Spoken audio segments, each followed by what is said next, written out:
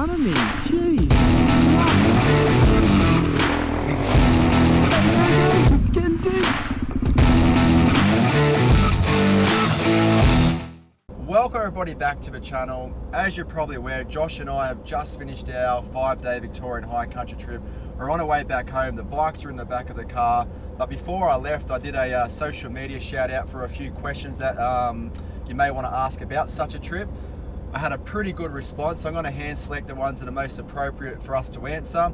And whilst we drive home, we're going to be as quick and as to the point as we can and get some information out there based on the questions asked. So here we go. Question number 1 comes from a Nev Banar off Instagram. What condition is Billy Goats at the moment? I'll go first on that one. For me, it's in bad condition. Compared to 2 years ago, the helipad onwards is very similar but still very rough. But the start to the helipad, I would say it's the worst that I've seen and heard of in recent times. And to throw on top of that, a couple of locals said it was in bad condition, so I guess bad condition. Yeah, I thought it was pretty bad. I've never ridden up it. That was the first time I've ridden up it.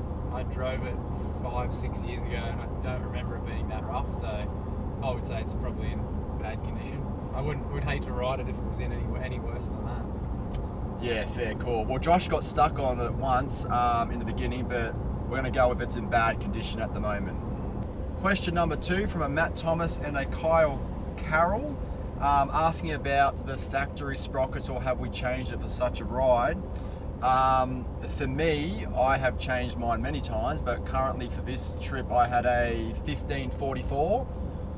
I would not normally run that for such a trip, but since I put the big ball kit on, 1544 for me, it feels fantastic, and I had zero dramas climbing the hills. So yes, I have changed my sprockets, but I will keep it as a 1544 for every single ride I do going forward with my big ball kit. Joshy, what are your thoughts on that one, eh? My thoughts are I definitely should have changed my gearing. I've got the same 1544 as Lance, but I don't have a big bore kit. I didn't think it'd be that big of an issue. It usually gets me by everywhere, but the steepness of some of these climbs was ridiculous, and I was back to first gear for a lot of them, and then if I had to get going again, if I stopped or stalled it, it was pretty difficult to get going with that gearing. So I definitely should have dropped a few teeth in the rear, or increased a few in the rear, or drop one in the front. That would help for sure. So we both have changed our gearing from the standard 1447. When I was here 2 years ago, I ran a 1547. That was pretty reasonable. But if you want to do a long distance trips, the 1544 is the best alternative and all-round sprocket setting. But for this trip, Josh really struggled getting up the hills in first gear. But with my big bore kit, fantastic. Question number 3 comes from a Riley.Stevenson.14 and a Daniel Mendez 2 about how effectively how did the luggage perform and what luggage are we carrying. Pretty generic question, but in relation to the trip we just did, I recently just upgraded to the Krieger OS 18s, side bags and base plate, and I had about a 10 to 15 litre rear rack bag. For me, I'm in love with that setup. It carried all my luggage. It allowed me to maneuver my body all over the bike on the real hard terrain. The side bags didn't bounce around too much with my little added strap that I put on there. So for me, it's all about Krieger at the moment. I used to have a setup where I used to strap everything down, and to be honest, it was just a shambles. My setup now, nothing broke. I had a bad crash, nothing broke on the bag, no straps. So Krieger OS 18s and base plate would be my go-to suggestion for now. Me too, mate. Krieger's good. I've had Krieger for like 4 years now. Haven't had an issue. But any soft luggage will do the job, I reckon. On those tracks, don't get any hard cases. That would just be silly. Whatever soft luggage you can get. That's good advice. I would concur that if you get hard luggage, you're going to crack something. You want soft luggage for a Victorian High Country based trip because you're going to drop it somewhere. Question number 4 comes from a Darren ADV. This question is going to be pretty good because we both ride DRZs.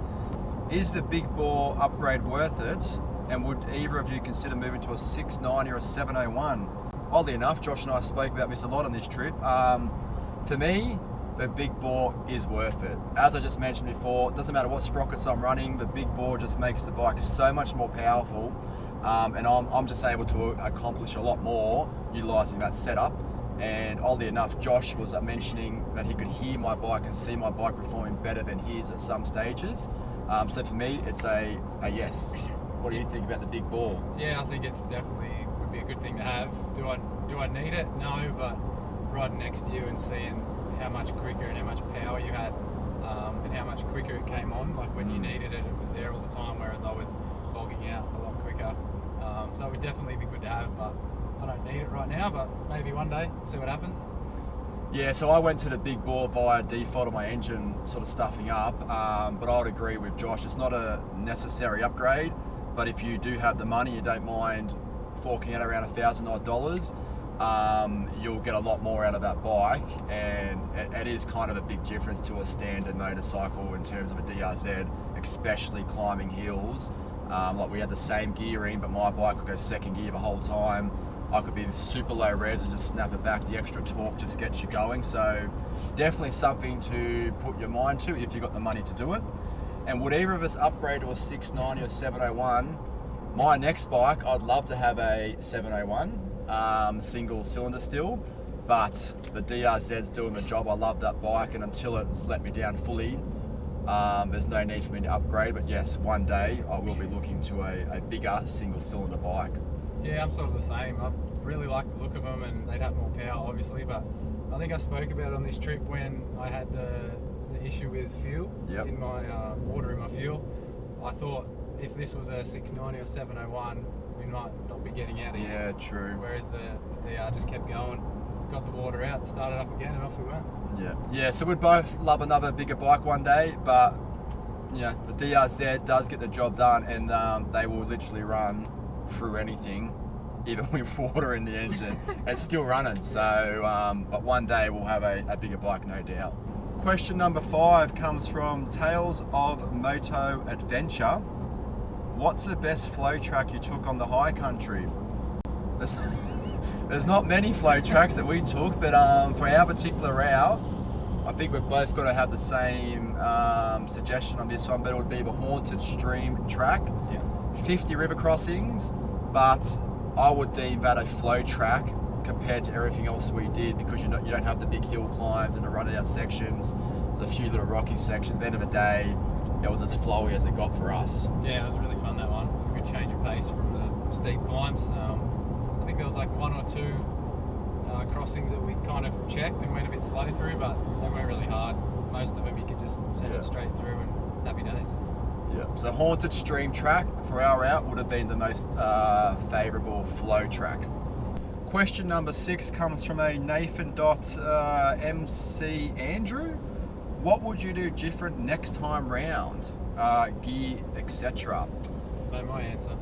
Go for it. What's your answer, mate? First one would be change the gearing to be better up the hills, and the second one would be plan shorter days distance-wise. We were a bit ambitious with that. Yeah. Yes. I would have changed our itinerary to include around 200, maximum 250 kilometres a day, whereas our original itinerary included over 300 kilometres most days. If you're doing hard tracks out there, you're just not getting that many kilometres in. So I would have done a bit more planning for our routes to keep the kilometres lower rather than higher. Question number 7 comes from a Normand Blaze, I believe. Hi, did you do any suspension work? We've discussed this in length on our trip actually over the campfire and whatnot. Yes, we both have upgraded our suspension. However, mine was done 6 years ago. I had rear spring, heavier rear spring put in, front springs and revalving, and I believe it's a must for such a trip. I believe it's a must for a DRZ if you're over 60 kilos of body weight, and I believe it's a must if you're going to carry heavy luggage. In saying that though, I believe my suspension is shot and I have not done anything to it in 6 years. So after this trip, which is any day now, I'll be sending my suspension away to get reworked again, because I feel like it's not doing what it should be doing. What about you, Josh? Yeah, I'm the same. I got mine done, I think, just over 2 years ago, but it's starting to wear out a bit. I can definitely tell the front I don't know if the springs or the oil or whatever, but it needs a check over. The front isn't good for what I want. The rear's not too bad, but yeah, I think I'll be the same as you in the near future. I'll be looking to get something done, change it over. Would you say that for a DRZ it's a must upgrade suspension if you want to ride hard tracks? Yeah, definitely. If you're a bigger dude as well. Yeah. And if you're gonna have luggage, you have to have it. Otherwise, you're just gonna be bouncing around everywhere, bottoming out. Yeah. It won't be any fun. Yeah, and a ride in the Victorian High Country, day after day, you're gonna find out real quickly if your suspension is working accordingly. And in my opinion, my one's not handling the short, sharp rocks that just puts shock straight from my body, and I feel like my suspension's just not absorbing it anymore, which is probably my own fault for not effectively keeping up to date on the servicing of the suspension because it's had a hard life. But yes, DRZ, upgrade your suspension. Question number 8 comes from a Richard Wilkinson. What software maps do you use on your phone? Once again, probably a generic question for all sorts of adventure riding. I recently upgraded based off seeing Josh JB use his on our Cape trip. Fortunately for me, I had a company called Explore Oz, and they allowed me to use their Explore Oz Traveller app. I can't believe it took me so long to use a product. I'm in love with that. It does the job for me perfectly. It fits on my phone, and I don't like to have a big one up front, whereas Josh does. So for me, Explore Oz Traveller app. It'll do everything you need it to do. It's Australian owned, Australian operated, and I'm 100% happy to promote such a thing. So that's what I've been using anyway. I don't use my phone. I used to, but I like to have it charged so I can take photos and use it with the drone. So I got a Garmin Zumo XT, which just sits up on my handlebars there, and I just use that. I just find that easier than a phone, so it does the job. Yep. Question number 9 from my 2 and 4x4. I always see this guy posting some pretty cool photos on Instagram. What was the coldest temperature? I don't know what it is with Josh and I riding together, but we seem to be getting perfect temperatures wherever we go. I think for us the lowest was maybe 10 degrees of a night time, but don't be mistaken, I was here 2 years earlier at the exact same time of year, being 1 week out of summer, and I had effectively a 0 degree night and day, and I felt like I was in the middle of winter. But for us, about 10 degrees I think was the lowest. Yeah, I'm not sure what the temp was, but I know the coldest I felt was when we camped just on Blue Rag that night. That was the coldest I felt. Yep. But through the day it was perfect. I did a ride down here 2 years ago in April, so like a month later, and every day I was fully rugged up and I was just cold, whereas we were down to just the jersey most days here, so we had beautiful weather. But if you're coming to the Vic High Country, doesn't matter what time of the year it is, come prepared for all sorts of temperature, because you never know what Mother Nature is going to do on those mountaintops. Question number 10 from Dan. Are you leaving the cars at base camp and coming back each night? Probably pretty self-explanatory if you've seen the videos, but the intention for this trip is Josh drove down from Brisbane, picked me up at Sydney. We went to Jindabyne, which effectively is a good starting point. We did a 1,200 kilometre big horseshoe loop, and then we came back 5 days later where the car was parked. So that answers that question. No, we did not have a base camp. Question number 11, Jube off-grid. Would you recommend Vic High Country to big adventure bikes or only small and mid-sized bikes? That's a tough one, because if you're doing the route we did, I would not be taking a big bike unless you're effectively a professional rider, because your bike is going to, 1, get beat up, 2, you're going to get so fatigued, you're going to be dropping your bike all the time, you're not going to get up those hills. They were so steep. However, the Victorian High Country has plenty of flowy fire trails, awesome viewpoints, and yes, it is very big bike friendly, providing you choose the right route. Yeah, you can take any bike there, you just have to plan ahead and check out the tracks you're actually going to go on so you don't get stuck on some ridiculous climb with a massive bike. So. Yeah, and my advice would be, if you're on a track and it looks steep to get down, you can 100% expect the other end of that track's going to be just as steep to get out. So if you can't get up what you're going down, don't keep going down. The last question, question number 12, comes from no other than Josh JB. He was the first to respond. Who's a better rider and why is it Josh JB? Yeah, a bit of tongue in cheek, but in my opinion, I'm going to go on record saying when it comes to the Victorian High Country overall, I feel like I'm at home on the hill climbs because that's all I know from where I live and where I ride, so I really enjoy it. I think Josh is just as good, but he would say probably that I outdid him on the hill climbs. But if you're talking, Josh, about riding on sand, Josh has got me covered every day of the week in sand riding up where he lives. So for this ride, I'm putting my hand up for the better rider because I had less crashes. Yeah, you definitely got me on this one, mate. I had plenty of crashes and drops, way more than you, and you even had to ride my bike up a little section for about 100 metres. So yes, I forgot about that. yeah, that was just a bit of a joke, that question. But definitely on this trip, you got the win there for sure, mate. Easy. Sally and the big ball kit took the win. Yeah, I forgot I had to ride Josh's bike up for about 100 metres.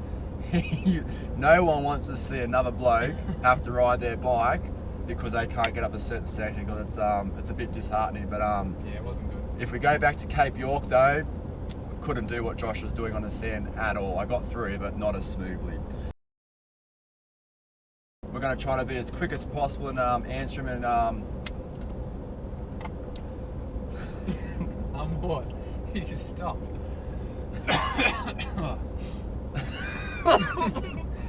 too sick. What happened? We all got sick. For those people who want to know why would I even say that? I don't even say that. That was going good. I was nearly done. You're on a roll. One more go. Fuck. So you could just edit it, couldn't you? Yeah, no, I hate doing that because now if I just say it once, I'm done. Sorry guys, we're on a bumpy road. Might just wait till we get off that. Fix your fucking roads, government. That's why I'm slowing down, because the roadworks. Josh is just having a refresher. It's hard work this talking. Thanks for the question, guys. We've got plenty more in here, but I was trying to just hand select a few that related to our trip, all the DRZs. If you like such a video, please put in the comments that you do, because maybe Josh and I can do this for every ride we do going forward. But thanks for tuning in, and we'll catch you on the next adventure. Yeah, see you later.